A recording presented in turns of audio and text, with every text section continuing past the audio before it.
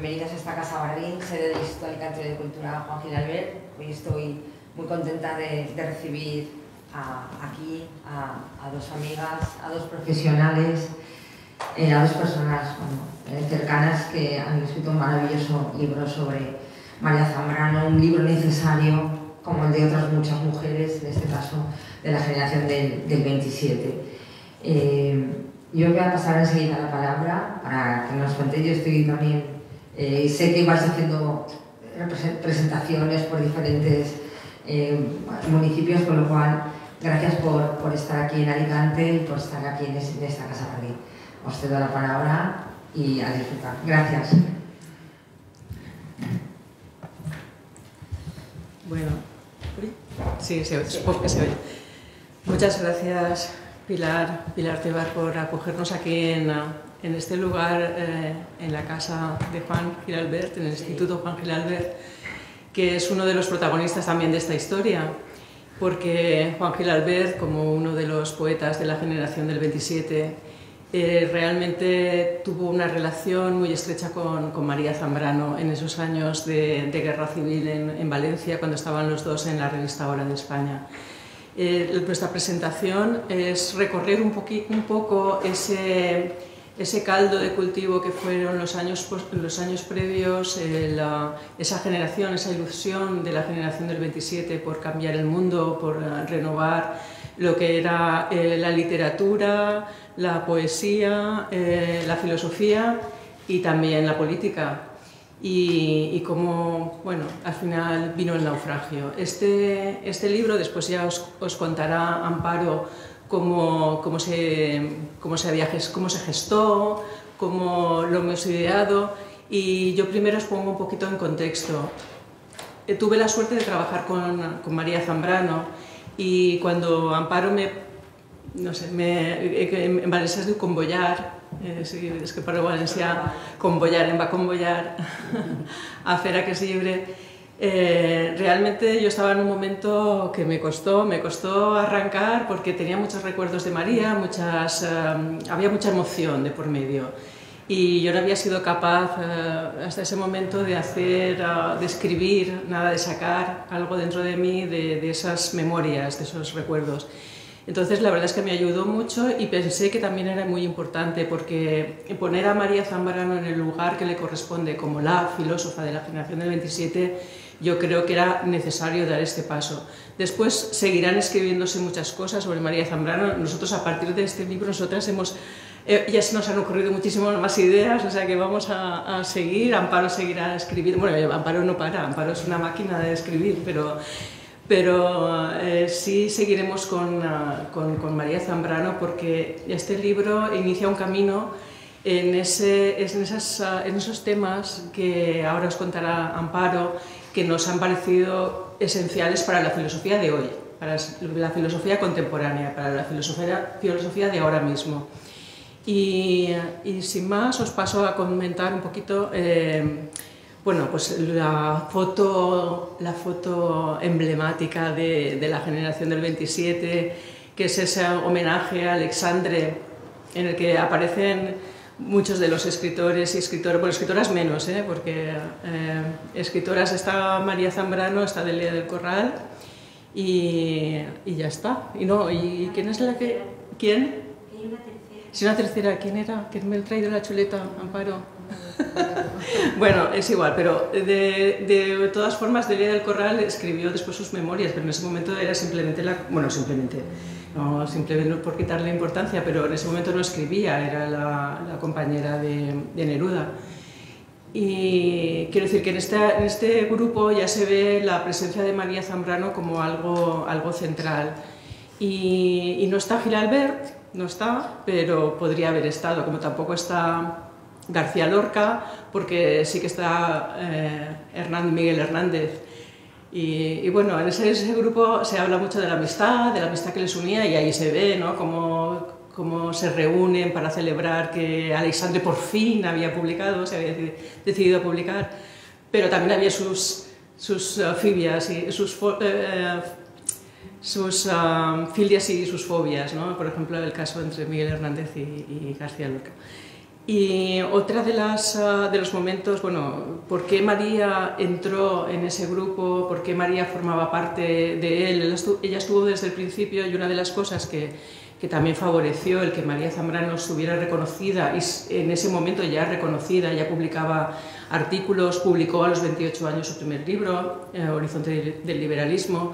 Era una de las alumnas predilectas de Ortega y Gasset. Aquí lo vemos a Ortega y Gasset con algunos de sus alumnos. Ellos hacían salidas a los montes, decían a los montes, o a las afueras, al Manzanares, a sitios que, no sé, para que salieran de la ciudad, aunque María siempre pensó que la ciudad era el símbolo de la civilización y de la convivencia.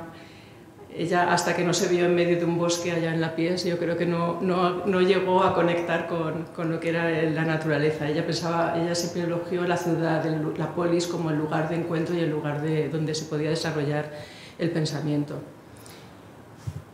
Hay otro momento ya más empieza ya a ser trágico, que es esta foto. Pues ahora hay dudas, porque yo pensaba que era Valencia y es posible que sea Alicante. No sé, vosotros que sois de Alicante, sabréis decir si es Alicante o es Valencia, porque, bueno, en esta foto hay, bueno, es un miliciano, está Juan Chabás, que era de Denia, ya como anécdotas cuento que era el hombre más guapo de España en ese momento, porque le robaba a las amantes el rey. Bueno, eso ya es cotilleo. No, pero es verdad, era un hombre. No, y si leéis sus artículos, él fue el que realmente lanzó la generación del 27, fue el primero el que escribió en los periódicos las reseñas, vamos a decir, de ese encuentro que hubo en Sevilla, donde se celebraba Góngora, donde estábamos, de ahí partió lo que se llama la generación del 27, y él fue el primero que reflejó puso ese nombre de alguna forma. Después está Araceli, la hermana de María Zambrano. María Zambrano es la pequeñita, entre su hermana Araceli y su marido entonces, Rodríguez Aldave, Alfonso Rodríguez Aldave. Y bueno, ya me diréis vosotros si es Valencia o es Alicante, pero podría ser Alicante. Podría ser, sí. Yo siempre, cuando estoy en Valencia, digo que es Valencia, pero porque como ante la duda, pero hay gente que dice que es Alicante realmente. Bueno, esta fotografía es del año 37.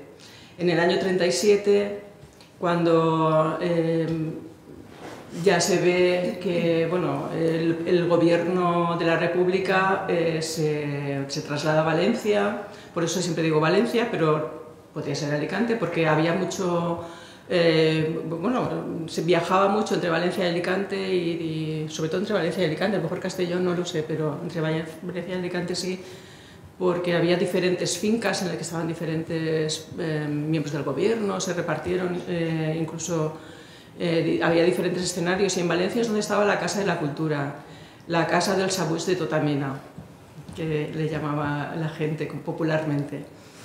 Y ahí es donde María estuvo, aunque hicieran viajes, estuvo un tiempo como redactora jefe de la revista Hora de España, en la que Juan Giralbert fue uno de los fundadores. Juan Giralbert, Manuel Altolaguirre y Ramón Gaya fueron los fundadores de esa revista, que recogía todos los escritos de toda esta generación, pero también de la generación del 98, por ejemplo Machado.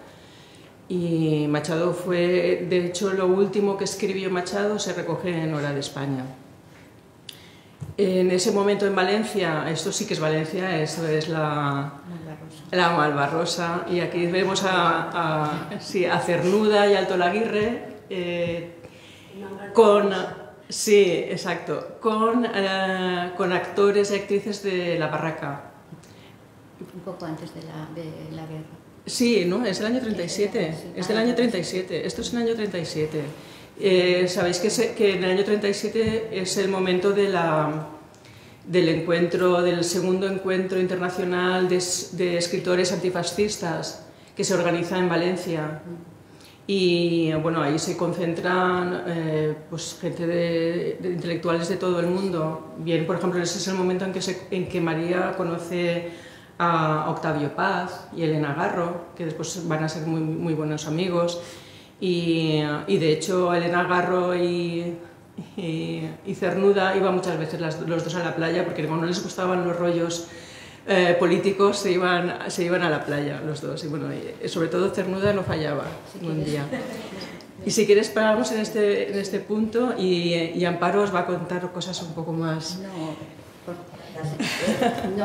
Bueno, por seguir un poco la línea, pero antes que nada, pues por supuesto agradecerle a Pilar Tebar poder estar aquí hoy ante vosotros, ante el público que estáis, ¿no? que habéis venido pues a escucharnos hablar sobre María Zambrano y la reivindicación que vamos a hacer de ella como filósofa.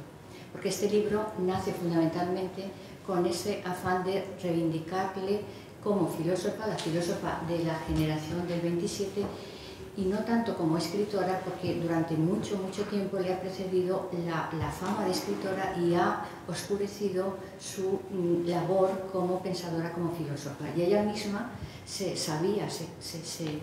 conocía, lo dice con estas palabras, dice: yo siempre encontré en mí la irrenunciable voluntad de pensar. Ella se siente filósofa y es como tal. Entonces, es verdad que su estilo literario, las metáforas, las imágenes, las analogías, no utiliza el lenguaje habitual de la filosofía, y eso también fue un hándicap a la hora también de encontrarle un hueco en la academia, al igual que por el mismo hecho de ser mujer, como podéis comprender. Hay una frase de Emilio Prados, que es un poeta, que además se recoge en el epistolario que escribe el epistolario entre él y María Zambrano, o la hermana también de María Zambrano, Alfonso Roche, un epistolario que ha publicado la Diputación y que la editora pues fue Rosa Mascarell. Ahí hay un momento en el que en una de esas cartas él le escribe a Araceli, su hermana, la hermana de María Zambrano, dice: dígale usted a María que yo soy un poeta filósofo y ella es una filósofa poeta, pero siempre está marcando y remarcando ese carácter de pensadora y de filósofa. Entonces yo, antes que empezar un poco a decir el libro, las finalidades, lo que buscamos y tal, yo quisiera situar, o sea, si el contexto que al contextualizarlo Rosa ha sido pues dentro de eso, de lo que fue esa generación del 27, yo quiero recordar la figura de María Zambrano como una pionera, pero en tres aspectos muy importantes. Ella fue la única mujer con credenciales académicas de la Universidad Central de Madrid, de esa, digamos, aristocracia del saber que formó Ortega y Gasset, que viajó en aquel grupo selectivo de intelectuales que fueron para el exilio a México, un exilio que acogió, que fue impulsado, como se sabe, por la Casa de España en México a través de Daniel Cosío Villegas. Pero también quiero recordar, porque es que es importantísimo, porque rastreando, investigando, la verdad es que llegas a conocer, es decir, una cosa es lo que se dice, pero yo ahora digo esto y queda pues bien, pero realmente María Zambrano estuvo, digamos, a un tris de quedarse y de no poder ir a México, y fue gracias a Maruja Mayo, que intercedió por ella, que se pudo ir, pudo estar y pudo llegar a México en ese grupo de intelectuales que eran todo hombres. Ella, por el hecho de ser mujer fundamentalmente, o por el hecho también de pues no considerarse como tal, que era también joven, pero bueno, fue esa intercesión de Maruja Mayo la que hay que recordar y la que hay que decir, porque realmente fue un trasiego muy grande. Es decir, en esos momentos Maruja Mayo estaba viviendo en Cuba y fue una cuestión también diplomática de muy alto nivel para que realmente pudiera María Zambrano llegar a México, a Morelia, que es donde será contratada como profesora de filosofía nada más llegar en 1939. ¿Contar un poco una cosita sobre esto? Sí, bueno, nos vamos a interrumpir porque hay confianza. Lo digo porque no es importante, que se habla mucho de los hombres en esta generación del 27, pero esas amistades entre las mujeres, esas ayudas, por ejemplo, Maruja Mayo pero también Concha Méndez, porque Concha Méndez al llegar a México y también Elena Garro. Elena Garro es una de las que les facilita también el poder montar de nuevo la editorial, la imprenta a Concha Méndez, que era la que realmente llevaba la imprenta. Y ahí se crea toda una relación entre las mujeres que se van apoyando, aunque no salga o no se vea tan... Se ve más sobre todo en la correspondencia, hay también una amistad y un apoyarse continuo entre Concha Méndez, María Zambrano, María Zambrano. En esa fotografía es que es interesante por lo que quiero decir. Yo había hecho pionera en ese primer momento, ¿no? Como la única mujer que va con ese grupo de intelectuales. Ella una intelectual más con las credenciales de la Universidad de Central, es decir, de propio derecho, ¿no? Con propio derecho. Pero también es la única mujer filósofa de aquel grupo de escritoras, de artistas que afines a los ideales de la política de la Segunda República y que se conoce, como se sabe, con las sin sombrero. Ella también es la única filósofa, la única pensadora de ese grupo, como digo, entre artistas y entre escritoras. Y en tercer lugar, es la única mujer, la única pensadora que dentro de lo que se conoce como el pensamiento español en el exilio tiene un corpus filosófico propio, igual que quien fue su maestro. Y esto lo digo y lo quiero recalcar porque muchas veces se presenta únicamente a María Zambrano como una discípula de su maestro que fue Ortega y Gasset, como si ella fuera una extensión más y no hubiera hecho una obra ingente, primero que fue ingente, fue muy prolífica y además con un punto de vista y con una reivindicación que dista mucho del raciovitalismo de Ortega y Gasset. Es verdad que a Carmen Méndez en una de sus cartas también le dice María Zambrano, dice, tú ya sabes que yo la razón vital de Ortega y Gasset yo la interpreto de otra manera. Es decir, ella, si os fijáis en esta foto, por eso he querido decirle a Rosa que la parara, si fijáis en esta foto, María Zambrano ya está un poquito dándole la espalda, ¿no? La espalda, vueltecita un poco, ¿no? Un poco vuelta de espaldas a quien iba a ser su maestro, a quien fue su maestro, aunque evidentemente sintió mucho su muerte, también queda mucha constancia en ese mismo epistolario, pero eso no quita para que ella lo critique y defienda una línea de pensamiento que es la de la razón política. Entonces, dicho esto, pues claro, yo también quiero recordar cómo vuelve a España después de tantos años en el exilio. Ella cruza la frontera en el 39, los últimos años, los últimos momentos, los últimos estertores, por así decirlo, de la guerra civil lo pasa entre Valencia y Barcelona y no regresará hasta 1984. Y regresa, esto lo cuenta también muy bien Rosa, regresa cuando ella ya siente que hay un cierto interés hacia ella y hacia su obra. En 1982 le conceden el Premio Príncipe de Asturias y en 1989 el Premio Cervantes, que es la primera mujer en recibirlo. Entonces ella quiere venir, ahora quizá tú puedes añadir un poco, pero solamente quisiera decir algo que es que, claro, cuando me ha presentado, cuando hemos empezado a hablar, Rosa ha dicho que yo como que le animé a escribir, pero es que Rosa fue la secretaria de María Zambrano, fue la documentalista de María Zambrano a la vuelta del exilio. A mí me parece que eso es llevar un valor añadido grandísimo. Nos conocimos, ella fue alumna mía en la universidad y yo profesora suya, hace no sé cuántas décadas ya nos conocimos, porque ya no sé tal. Y luego nos volvió el azar o lo que sea, nos volvió otra vez a reunir en las aulas. Y también, en fin, la cuestión es que aquello parecía que tendía a que había que hacer algo para reivindicar, recuperar, hacer legible, inteligible a María Zambrano, porque es paradójico, contradictorio que te digan que María Zambrano no se puede leer ni enseñar en las aulas porque es difícil de entender. Y yo pregunto, siento yo de filosofía, que acaso Hegel, que acaso Kant no es difícil de entender.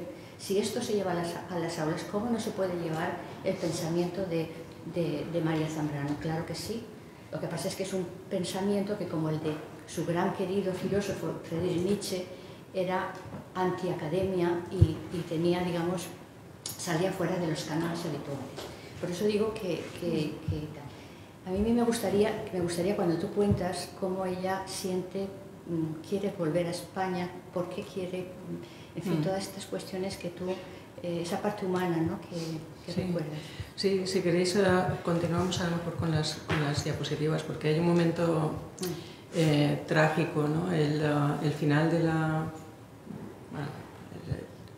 final de la guerra civil, el inicio de la dictadura. Esta es una imagen de Saint-Cyprien, del campo de concentración de Saint-Cyprien en el sur de Francia, donde estuvo Juan Gil Albert, precisamente. Y Juan Gil Albert lo cuenta muy bien en sus memorias. Yo supongo que conoceréis las memorias de Juan Gil Albert, y si no las conocéis os recomiendo que las leáis, porque se ve todo ese camino, ¿no?, desde la ilusión hasta el desastre y después ya la amargura total cuando vuelve a España. Él está en el exilio también en México, y como no puede vivir en el exilio, vuelve a España en el año 46 y se encuentra una España corrupta, desolada, miserable. Y realmente esta imagen de ese campo de concentración es realmente lo mismo que después Gil Albert muestra, ¿no?, cómo estaba. Y él ya inicia entonces su insilio, que llamaba él. Pues María Zambrano le pasó un poco al contrario de Juan Gil Albert, porque María Zambrano también sufrió mucho, pero tuvo a su lado algunos filósofos, en este caso hombres, pero también mujeres, porque ella leía igual a Santa Teresa de Jesús, que quiere decir a muchos místicos también, pero había algunos libros esenciales que le ayudaron a sobrevivir. Uno es Spinoza, que ya nos comentará, y otro también Séneca, por ejemplo. Uno de los primeros libros que recogió fueron una antología de Séneca, y releyéndola después te das cuenta de que era una forma de ayudarse a sí misma para ir saliendo de ese pozo en el que se había encontrado al verse fuera de su país, en un rincón de México que será muy bonito. Bueno, Amparo ha estado allí en Morelia y es una ciudad preciosa, pero estaba sola, absolutamente sola. De hecho, solo duró allí un año, pero escribió Filosofía y Poesía, que es su primer libro filosófico realmente suyo, y que lo defiende y pone los principios de su filosofía hasta el final. Pero ella sí que va saliendo, y hay un momento en el que cuando vuelve a España dice: amo mi exilio, y yo creo que eso se entendió un poco mal, porque no es que ella se fuera de vacaciones.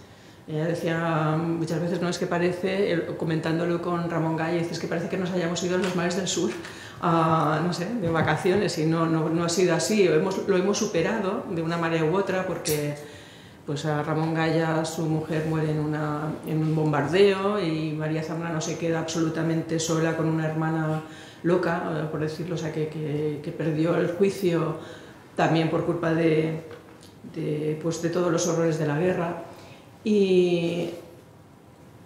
Pero va saliendo, y eso lo hace superarse la escritura, el pensamiento, y la filosofía. O sea, que la filosofía, ya hay un momento que dice la filosofía, o sea, para mí es también mi biografía, mi sistema es mi vida.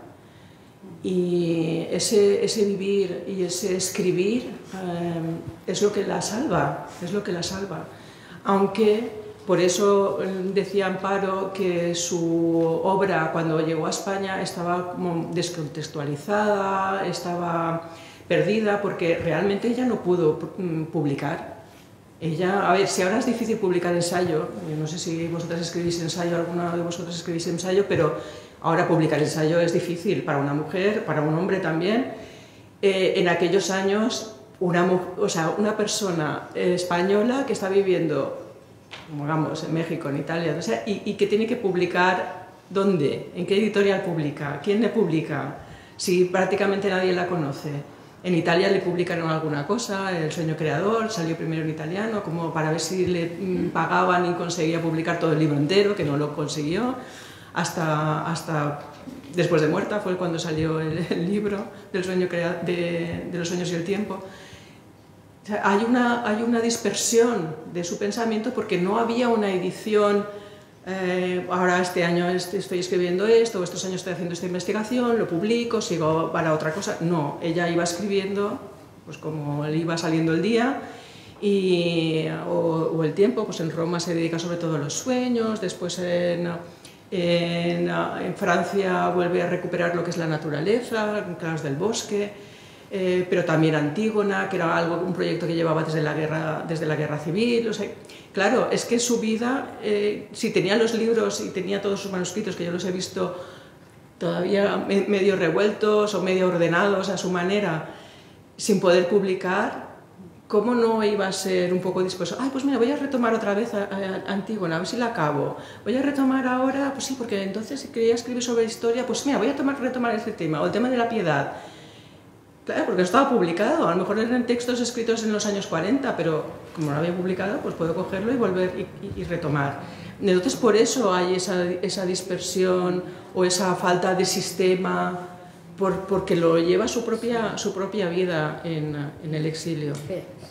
Sí, pero a ver, es verdad lo que estás diciendo, es verdad que ella tiene esas dificultades en publicar. Y a la vista está lo que le cuesta publicar Delirio y Destino, que es un libro autobiográfico, que es una belleza de libro también, para entender no solamente a ella, sino entendernos a nosotros como colectividad, me refiero al país. Bueno, yo quiero también comentar que en esta intención de reivindicar a María Zambrano como filósofa, lo que es muy importante es recordar que ella lo que quiere hacer fundamentalmente es retomar para el pensamiento todo aquello que está en la poesía desde los orígenes de la humanidad. O sea, todo aquello que está en la vida y de lo que no trata la ciencia.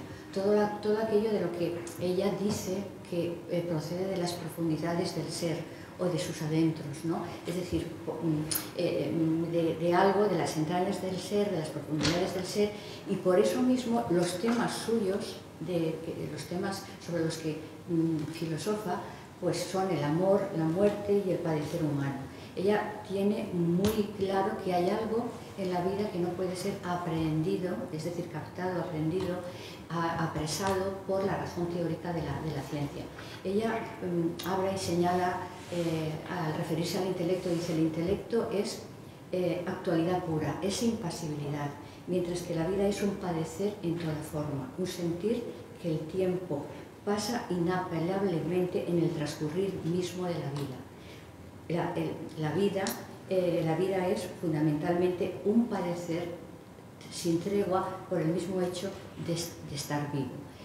¿Qué es lo que nos estaba diciendo? ¿Qué es donde estaba incidiendo? Estaba haciendo una crítica a la metafísica europea del momento, y voy a explicar por qué.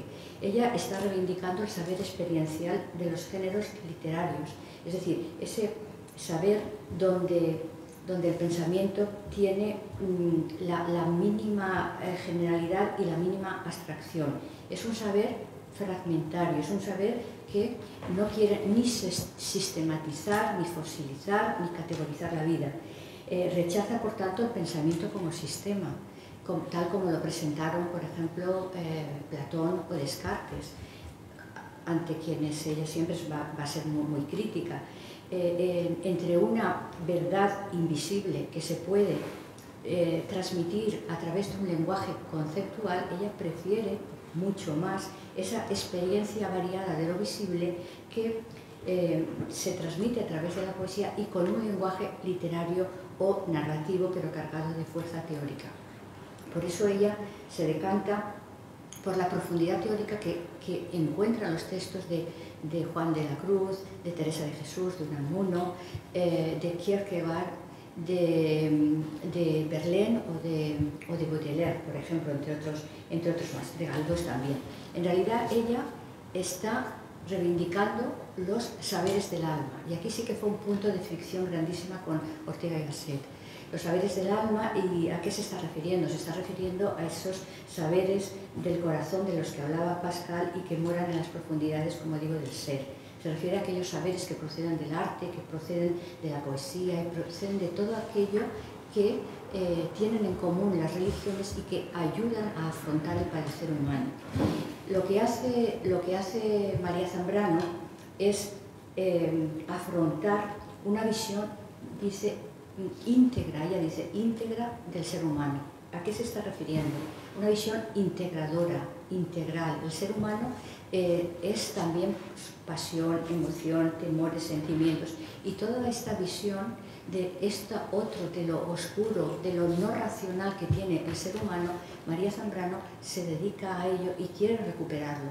Y sobre todo pone el dedo en la llaga en la metafísica europea que lo había olvidado en el idealismo y en el racionalismo de aquella época y sobre todo por el hecho de que las cuestiones de la psique humana habían quedado reducidas a cuestiones meramente científicas. Ella escribe aquel texto que se llama Hacia un saber del alma, que en 1934, que también se conoce la anécdota, que ella se lo presenta a Ortega y Gasset, y Ortega en su despacho en la Universidad Central de Madrid, y ella sale llorando porque él le critica el texto, y en realidad él pensaba que María Zambrano había desvariado, que se había alejado de la senda de la razonable, por así decirlo, de la razón, pero ella no había desvariado. Ella lo que estaba planteando es otro tipo de razón, otro tipo de logos, que es el que ella denominó razón poética.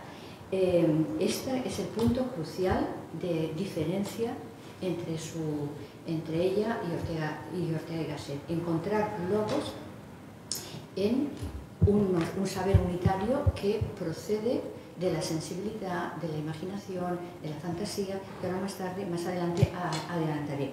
Pero todo esto nos lleva a algo que es muy importante, es que María Zambrano, cuando leemos a María Zambrano, sus filósofos no son los que, digamos, una historia lineal del pensamiento presentan. No es Platón ni Parménides, es Heráclito, no es Descartes, es Spinoza, o Leibniz, que es un racionalista también curioso, que ahora, en fin, que es el primer racionalista también que ya empieza a ver que hay cogniciones confusas en el entendimiento que forman parte del ser humano y que por tanto no tienen que rechazarse así tan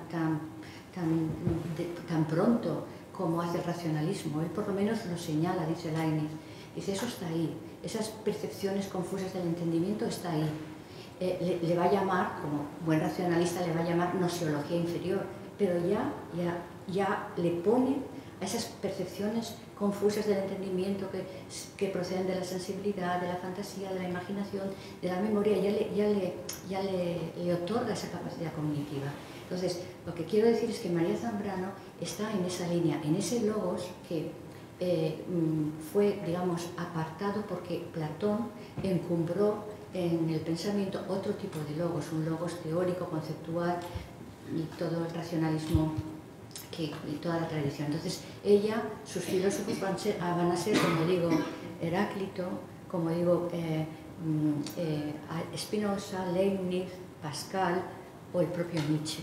Es decir, es una línea completamente diferente a la línea habitual de la filosofía en Occidente. Sí, la verdad es que por eso mismo, por esa línea divergente, por ese delirio de María, es por lo que es tan estudiada o tan leída o tan aceptada por el mundo del arte. Estaba hablando esta semana también con Carmen Revilla de la Universidad de Barcelona y decía, es que ha habido un revival de María Zambrano desde el arte, desde la estética, que eso nos lo comentará y que también está muy reflejado en este libro, porque Amparo lo vio muy bien desde el principio, como desde el arte todo ese bagaje que estaba comentando Amparo se puede plasmar, a lo mejor no con palabras, sí, pero sí con imágenes. Es una de las formas, por ejemplo, es un ejemplo, no es que sea el mejor ejemplo, pero la imagen anterior, que es el naufragio, cómo se, bueno, lo interpreté, ¿no? Como esos pétalos hundiéndose en el agua del mar, o ¿dónde quedáis? Yo pensaba que era el mar, pero hay alguno que flota, que es un poco también la idea de María, que los que quedan tienen que dar voz a los que ya no están.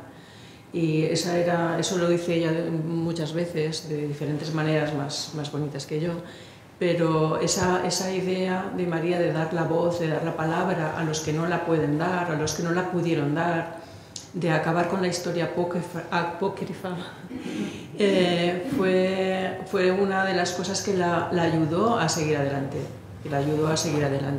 ese sobreponerse al naufragio, o ese naufragio por el que hay que pasar para poder realmente tener una voz. Y bueno, esta es la imagen que nos da, que nos sirve para la portada. Esa imagen ya es de María Zambrano en su exilio en Roma. En Roma es donde ella se sentía realmente feliz. Sí. Y donde nosotros también estuvimos en Roma y nos sentimos muy felices, explicando allí en la Tor Vergata, que estuvimos también presentando el libro, Amparo hablando italiano fluently.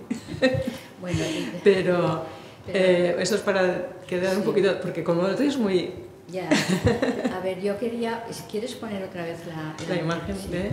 A ver, ¿esta? Sí. ¿Esa obra es de María? No, es mía. Esta es suya. Es que a ver, este libro... perdón, el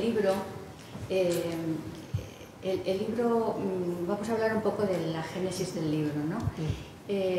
Buscamos varias palabras, nos costó encontrar la voz, cómo hablar sobre María Zambrano.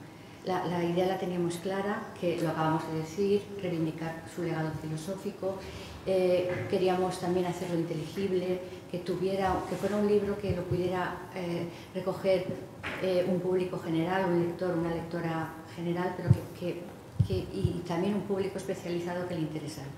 Entonces, nosotras lo que elegimos fue, nos reunimos, tenemos varias sesiones de trabajo y elegimos varias palabras.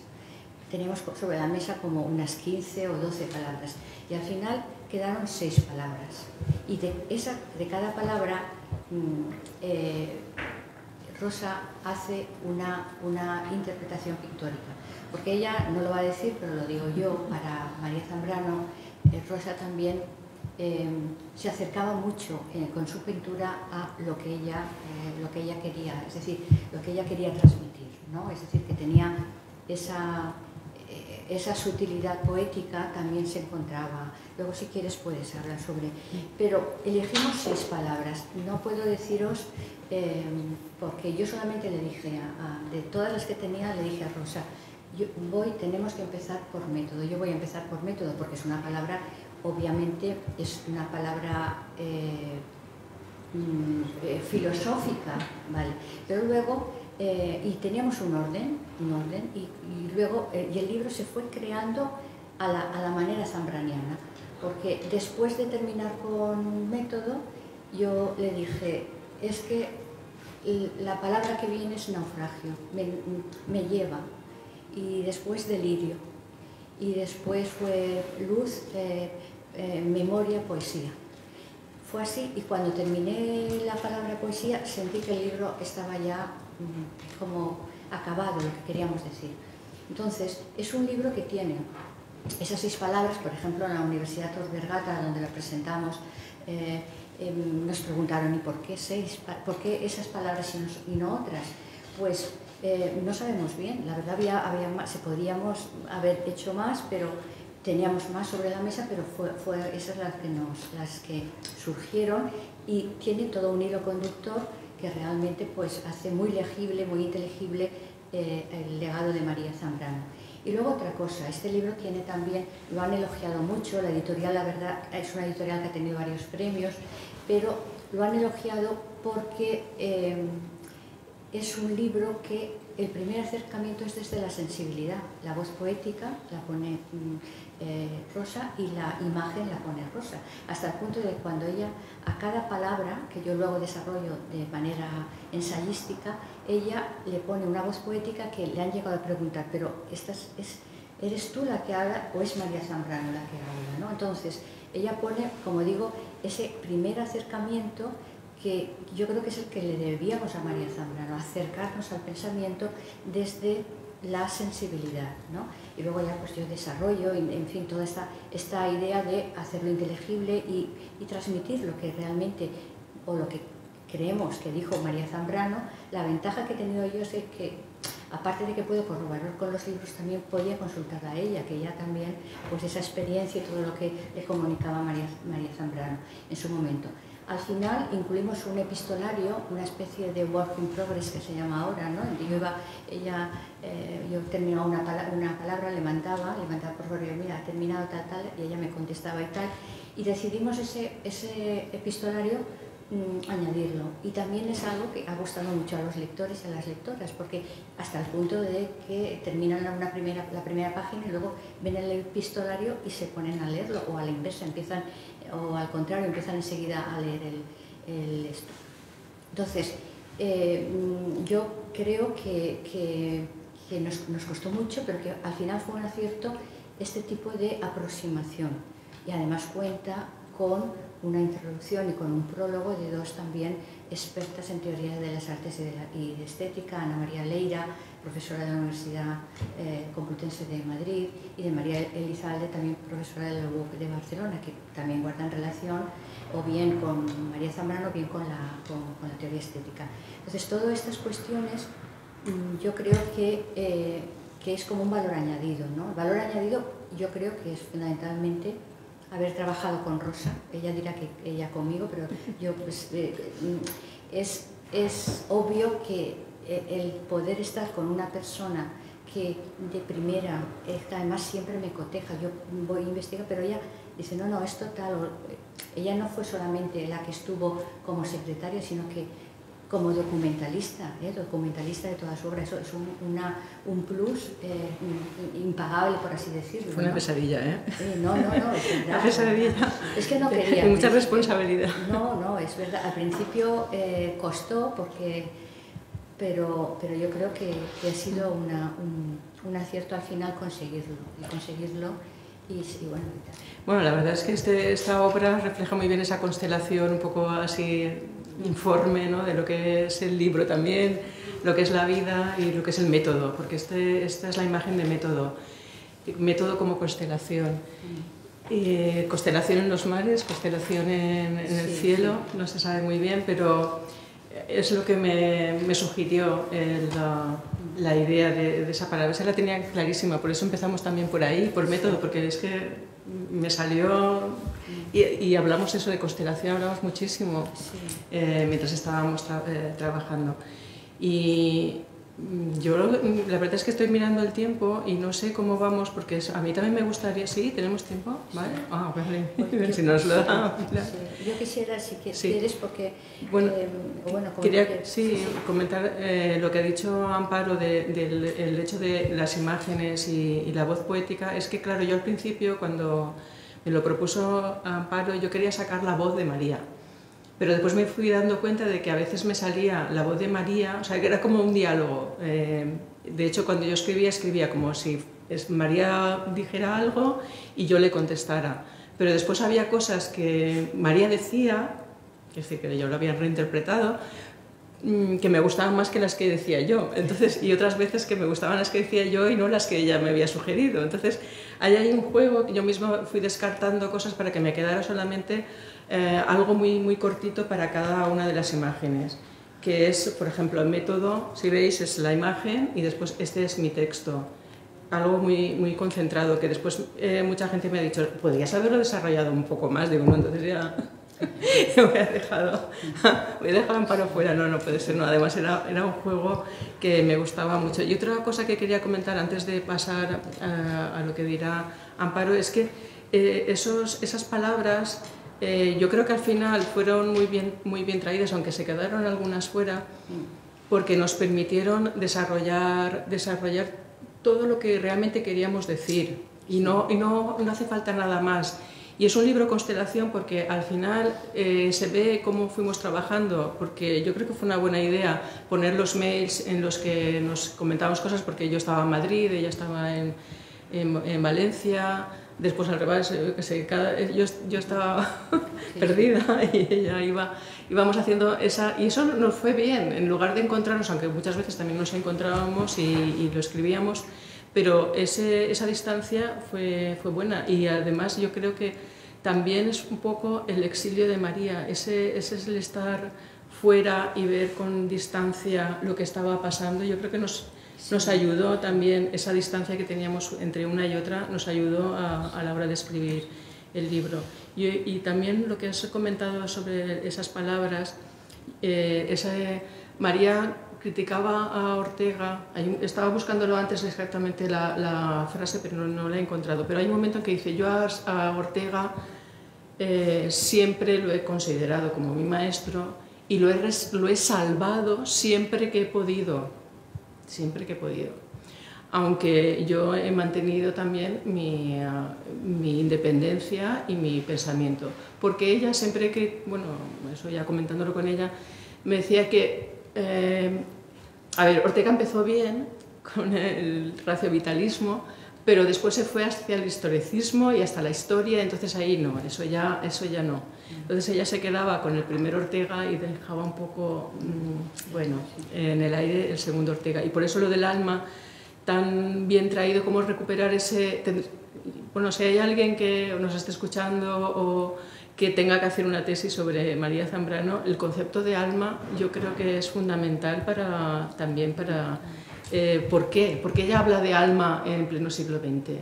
Pues es que parece que no tenga mucho sentido, pero sí que lo tiene, sí que lo tiene, porque está volviendo... Ella en su filosofía dice: los maestros se han equivocado, eso está claro. O sea, después de la Guerra Civil, después de la Segunda Guerra Mundial, aquí los maestros que teníamos, pues dígase Ortega, por ejemplo, se han equivocado porque algo ha salido mal. No puede ser que hayamos fracasado hasta ese punto. Entonces volvamos, ella misma lo dice, volvamos al principio que es a los presocráticos, nada más y nada menos que volver hacia el principio de la filosofía y volvamos a empezar. Entonces recupera muchos de los términos de la filosofía antigua, vamos a decir, para volver a repensar de nuevo. Sí, a ver,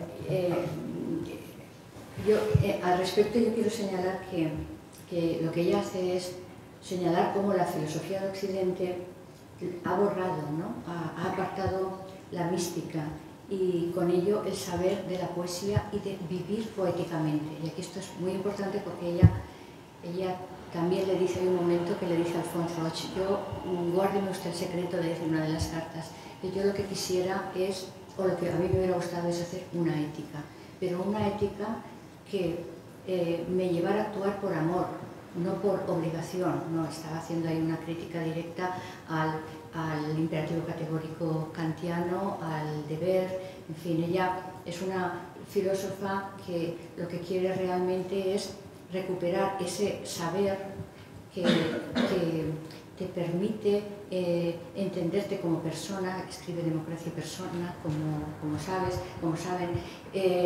Ella quiere restaurar el vivir en comunidad, o sea, el sentir la vida en común, ¿no? Algo y ponernos en el lugar de las otras personas, algo que ya vemos que no ocurre. Nosotros hoy podríamos hablar de empatía, ella hablaba siempre de compasión, la palabra era compasión por el otro, falta compasión, falta sensibilidad hacia el dolor de los otros, etcétera, etcétera. Es decir, su filosofía es una filosofía, un pensamiento que nos puede ayudar a restaurar no solamente la vida en común, sino a entendernos desde un punto de vista subjetivo y colectivo, en un momento en el que estamos huérfanos y huérfanas, es decir, que tenemos una gran orfandad sobre estas cuestiones, y a día de hoy yo creo que no hace falta tampoco poner casos concretos. Entonces, hay un momento en esta diapositiva, que es la que representa la constelación, que es la que utilizamos para el método. Ella, en el libro, que es el libro que más se difundió en España, o que más éxito ha tenido en España, al inicio de volver a recuperarla, que es Claros del Bosque, seguramente lo habrán escuchado. Ahí ella dice, hay un momento que dice: no a toda hora el pensamiento sigue la lógica formal. Efectivamente, ella va a diferenciar entre saber filosófico y conocimiento lógico-racional. Y dice, esa diferencia entre el saber poético, y el saber lógico-racional, la diferencia está en el método. Porque ella dice, es que no hay método para la vida. No hay método, no hay método para la vida, igual que tampoco hay camino recto para la vida, lo dice así. Dice, solo hay constelaciones. La vida es irrepetible. La vida es única y no puede repetirse en un laboratorio, por ejemplo, ¿no? Es decir, está haciendo ya una crítica a ese método experimental, lógico-científico, el positivismo con el que aparece el siglo XX. Dice, el saber propio de la vida es fruto de largos padecimientos, de largas observaciones. Es un saber que un día que procede, ese saber de largos padecimientos y de largas observaciones, es un saber que acontece tras un hecho que ella llama extremo. Y ese hecho extremo puede ser la pérdida de un amor, o la muerte de un ser querido, o el hecho de tener que abandonar tu patria, el exilio, ese extrañamiento que tanto ella sufrió. Dice, de ahí, de esos hechos extremos nace el saber de la vida. Y ese saber de la vida, dice, puede expresarse, y no siempre, en alguna fórmula, dice así, fórmula lúcida, una lúcida visión, que puede expresarse, como digo, en una imagen, en un símbolo, en una metáfora.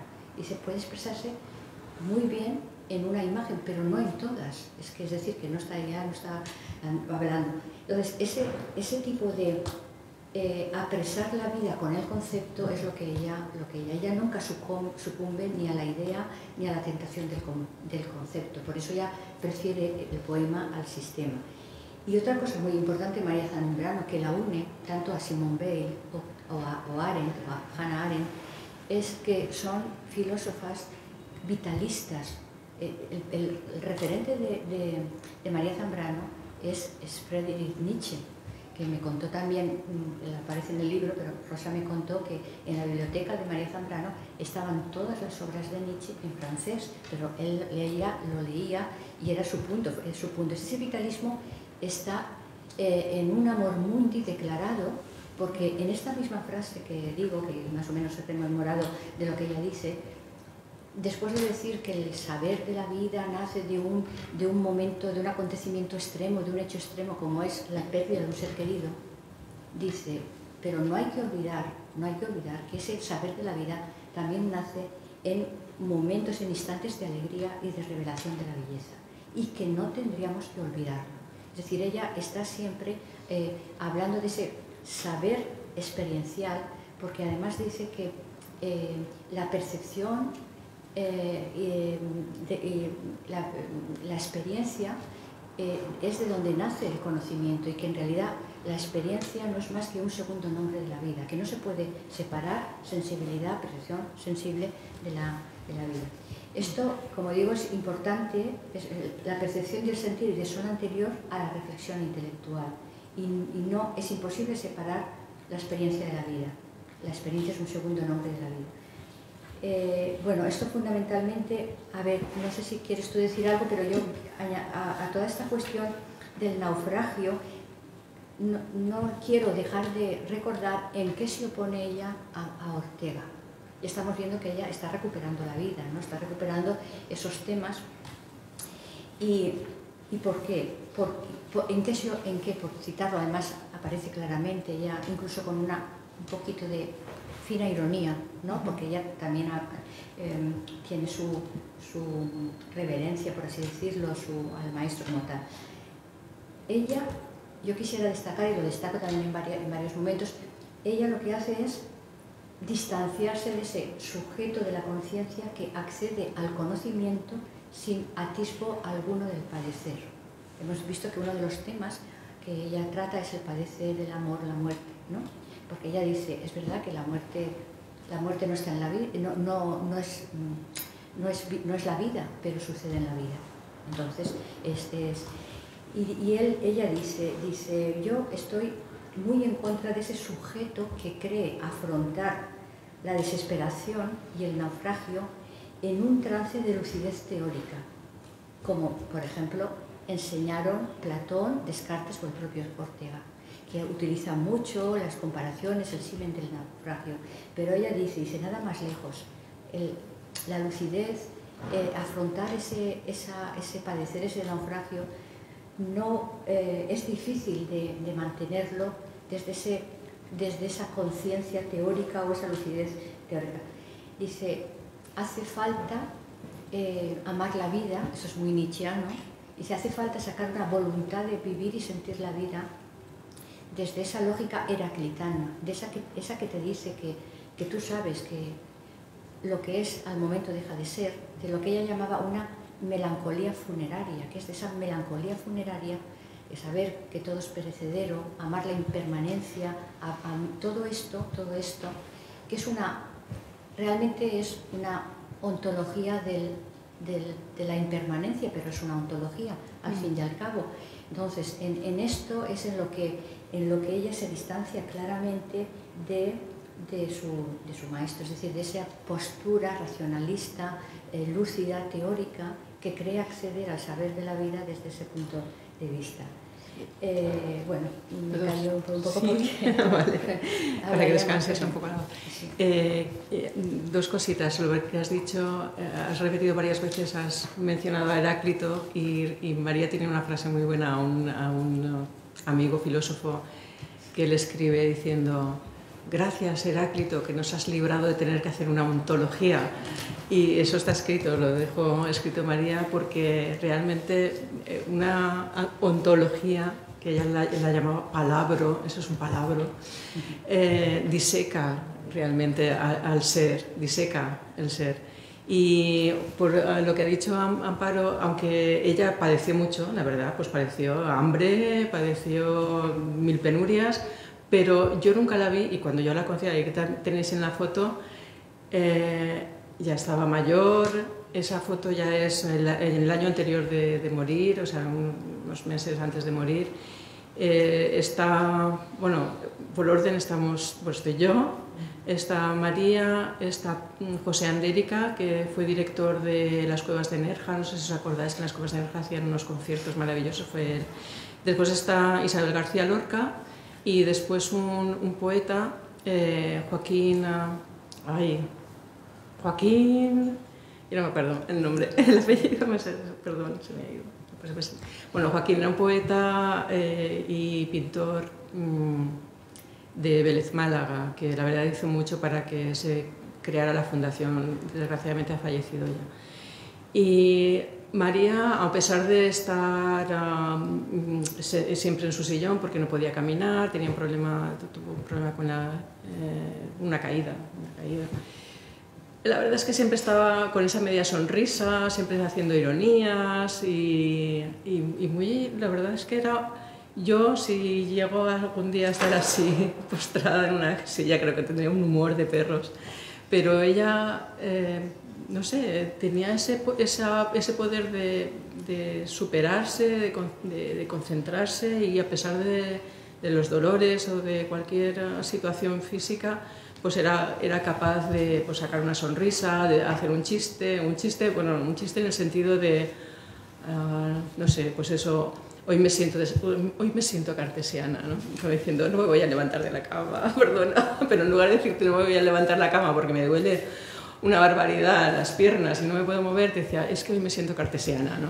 O cosas así, recuerdo con mucha gracia el día 14 de julio que dice: le he pedido a Giovanna que nos suba una botellita de champán, porque hoy vamos a champán francés, porque hoy vamos a celebrar la República Francesa, o sea, el 14 de julio.